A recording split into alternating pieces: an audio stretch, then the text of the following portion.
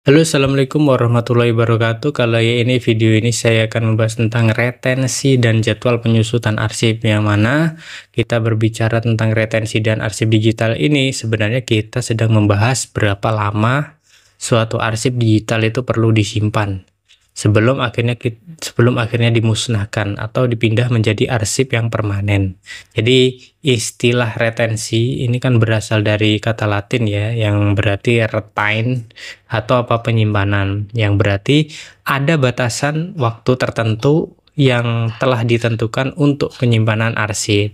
Seperti menurutnya pendapatnya ahli kearsipan atau yang kita sebut Sutarno, dia menyebutkan bahwa retensi arsip itu adalah pedoman yang digunakan untuk menentukan jangka waktu arsip disimpan sesuai dengan nilai gunanya dan peraturan yang berlaku.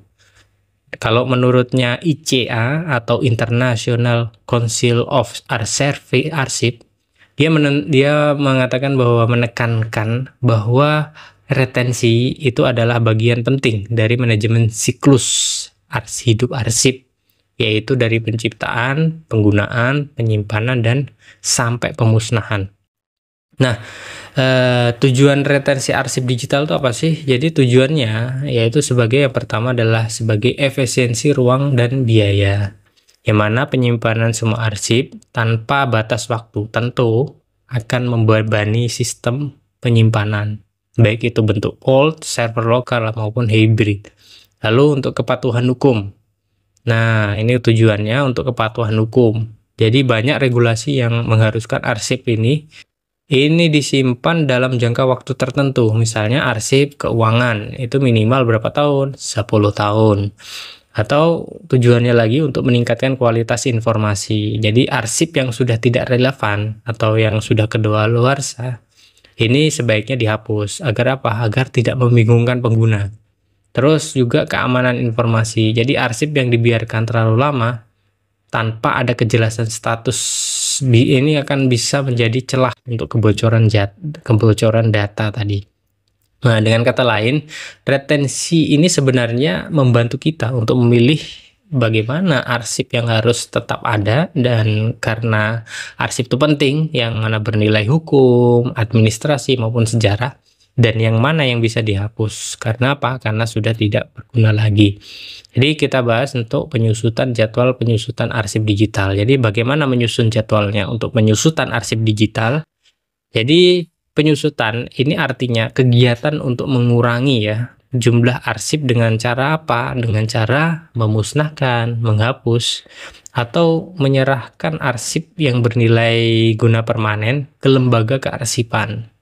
Seperti menurutnya peraturan Kepala Arsip Nasional Republik Indonesia atau ANRI nomor 7 tahun 2007, jadwal retensi arsip atau JIRA. Ini adalah yang memutuskan sekurang-kurangnya jangka waktu penyimpanan atau retensi jenis arsip itu, apakah arsip ini dimusnahkan atau permanen. Di situ sudah dijelaskan. Jadi langkahnya seperti ini. Langkahnya pertama, dia mengidentifikasi arsip dulu. Jadi tentukan jenis arsip digital, misalnya arsip keuangan, atau arsip personalia, atau arsip kontrak, atau arsip penelitian, atau email, dan lain-lain ya. Terus menentukan nilai gunanya. Jadi setelah ditentukan jenisnya, kita tentukan nilai guna arsipnya itu. Apakah itu bernilai hukum, misalnya apa? Misalnya kontrak kerja, atau putusan hukum, atau kita lihat dari nilai administrasinya. Nah, misalnya apa? Notulen rapat, atau dari nilai historisnya, misalnya dokumen pendirian perusahaan atau sejarah ya. Setelah kita menentukan nilai gunanya, kita menentukan jangka waktu simpannya atau retensinya. Misalnya arsip keuangan ini minimal 10 tahun. Lalu arsip akademik mahasiswa itu minimal 25 tahun. Lalu arsip surat menyurat ini kan minimal 5 tahun.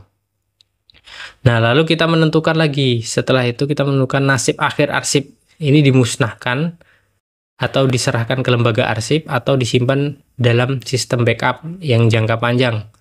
Nah, kalau dimusnahkan berarti di delete aja, di permanen delete atau di web data. Kalau misalnya diserahkan ke lembaga arsip, maka arsip ini bersifat permanen. Nah, terus selanjutnya kita bisa melakukan penerapan teknologi.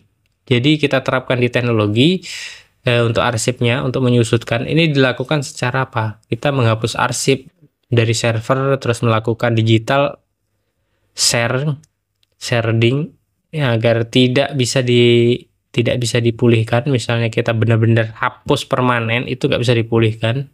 Dengan cara apa? Dengan sharding. Atau kita menyimpan arsip permanen di repositori digital yang aman. Nah, itu biar ingin aman dan jangka panjang. Nah, dengan adanya jadwal penyusunan organisasi, ini sebenarnya dapat mengelola arsip digital secara sistematis ya, standar dari penumpukan data dan tetap utuh secara hukum. Jadi, studi kasus implementasi retensi arsip ini kita bahas studi kasusnya untuk implementasi retensi arsip digital. Di sini agar kita lebih jelas ya untuk implementasi retensinya. Nah, misalnya ada kasus di perguruan tinggi, ada sebuah universitas misalnya, dia menerapkan jadwal retensi yang untuk arsip akademiknya misalnya. Jadi dia meretensi apa? Dia data nilai mahasiswanya. Misalnya disimpan permanen, ini data mahasiswanya disimpan permanen karena memiliki data historis dan hukum. Atau enggak surat izin cuti kuliah, ini disimpan selama 5 tahun. Karena apa? Setelah mahasiswa 5 tahun itu mesti lulus, lalu dimusnahkan. Atau penelitian yang disimpan selama 10 tahun. Nah, penelitian ini strategis ya. Penelitian yang memang penelitian strategis itu harus permanen.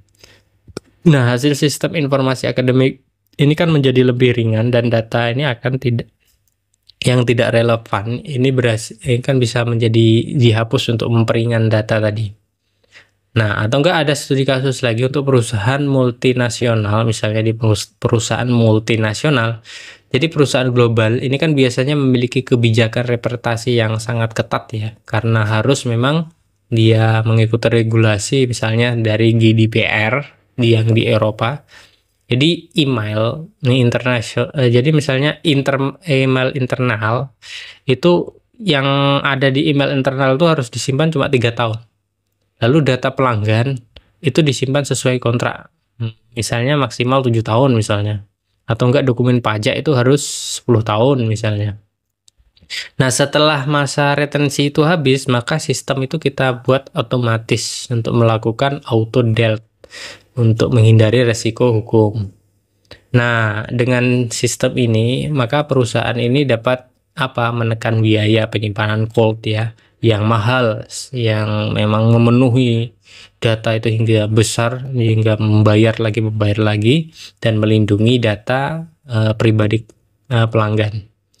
Lalu misalnya kita lihat di studi kasus di pemerintahan seperti di ANRI atau pengaturan retensi arsiptansi pemerintahan, seperti contoh misalnya ada arsip perencanaan pembangunan misalnya yang bernilai permanen misalnya, atau arsip pengadaan barang jasa yang disimpan 10 tahun lalu dimusnahkan jika sudah tidak ada kasus hukum lagi, atau arsip surat menyurat yang mana rata-rata itu disimpan selama 5 tahun. Nah, implementasi digitalnya ini bisa menggunakan sistem informasi kearsipan dinamis atau SIKD, yang mana dimana setiap arsip ini sudah otomatis ya diberi metadata dan retensi. Lalu apa sih tantangan implementasinya? Nah, tantangan implementasinya ini seperti apa? Kurangnya kesadaran misalnya. Jadi banyak ya sebenarnya organisasi yang belum paham untuk bagaimana pentingnya retensi ini, sehingga arsip digitalnya itu menumpuk tanpa ada pengelolaan. Lalu juga ada kesulitan teknis. Jadi mana arsip digital ini sering tersebar di berbagai platform seperti email, call, server lokal, hingga akhirnya sulit untuk manage-nya itu kemana arsipnya itu tadi. Lalu ada aspek hukum. Jadi setiap negara ini punya aturan yang berbeda. Jadi setiap organisasi itu sebenarnya multinasional itu harus bisa menyesuaikan.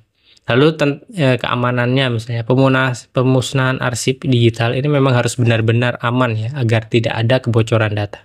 Jadi intinya dalam pembahasan hari ini, retensi arsip digital itu sebenarnya menentukan jangka waktu simpan arsip agar lebih tertib, lebih efisien dan patuh kepada hukum. Lalu jadwal penyusutannya itu kan merupakan pedoman praktis ya untuk menentukan kapan arsip ini dimusnahkan atau dipermanenkan. Lalu implementasinya ini kan sebagai tanda bukti efektif di perguruan tinggi maupun perusahaan maupun instansi pemerintahan, ini sebagai tanda bukti.